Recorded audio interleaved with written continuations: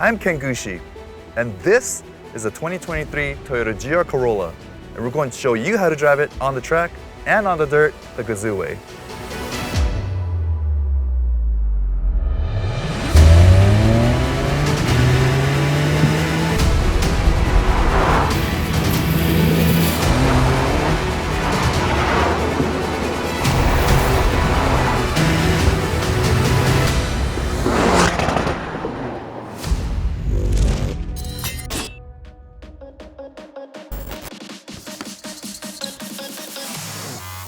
Okay, let's start with braking.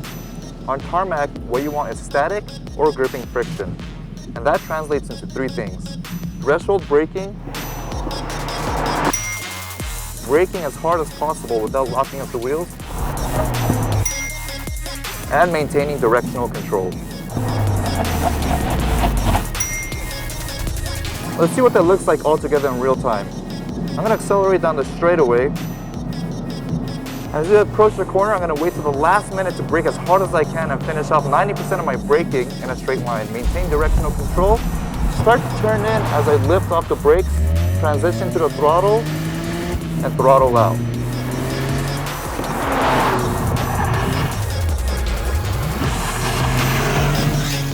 Alright, now on dirt, things get a little different for braking because the circle for static friction gets much smaller. So now we implement what we call dynamic friction. The first step is to get on the brakes to start to induce a weight transfer. Next, you want to pitch the car sideways into the corner and use the tire sidewalls to reduce speed.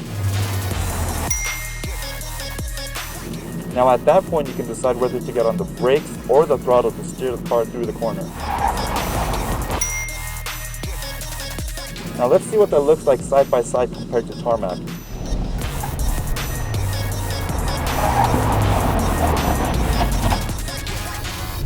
Man, this thing is fun.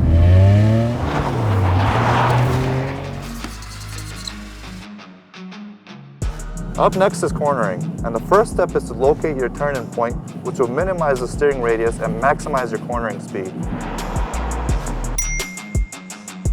Then you're going to steer smoothly into the apex. Once you get to the apex, you're going to get back on the throttle smoothly and exit the corner, maintaining grip and speed. Alright, so all together, you locate your turning point, turn in smoothly to locate the apex, and then increase speed as you exit the corner, minimizing the turning radius as much as possible.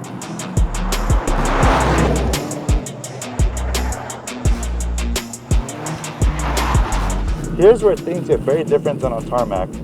First, you want to transfer the weight to the front so you can easily affect the yaw of the vehicle. And we can do this in two ways. You can either get on the brakes like I mentioned before, or simply lift the throttle, which will lighten the back end.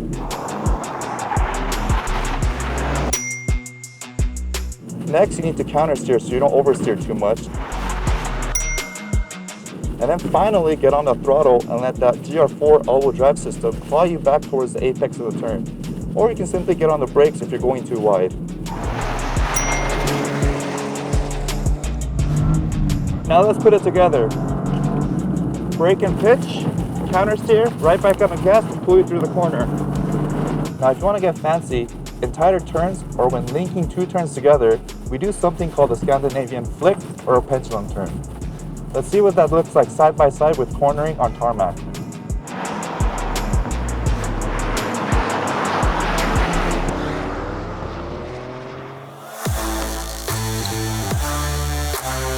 Now some of this can be applied to both tarmac and dirt, but can change for different situations on the dirt. We'll get to that in a little bit, but first let's demonstrate how heel toeing works, which is basically using your right foot to control the brake pedal and the throttle, and your left foot to depress the clutch. You always want to rev match to the gear you're about to go into, otherwise you risk the car bogging and lurching, which is both bad for the vehicle and your lap times. Thankfully, this GR Corolla does this automatically with its 6-speed IMT system. But we'll demonstrate how you would do this with a normal manual transmission. So as I approach the corner, I'm going to smoothly apply the brakes with my right foot. At the same time, I'm going to depress the clutch while going from the higher gear to the lower gear, simultaneously rolling over my right foot to the throttle. I'm gonna slowly and smoothly release the clutch pedal, ease off the brakes, start my turn in as I smoothly ease into the throttle, power out of the corner. Now let's put that into practice. All right, as we approach this corner, we're gonna brake, heel toe downshift, slowly turn in, then accelerate through the corner. Now the heel and toe technique still applies when driving on dirt, but it can change depending on the situation. And if you're really good at matching RPMs, you can actually get away with clutchless downshifting, which is really effective when left foot braking.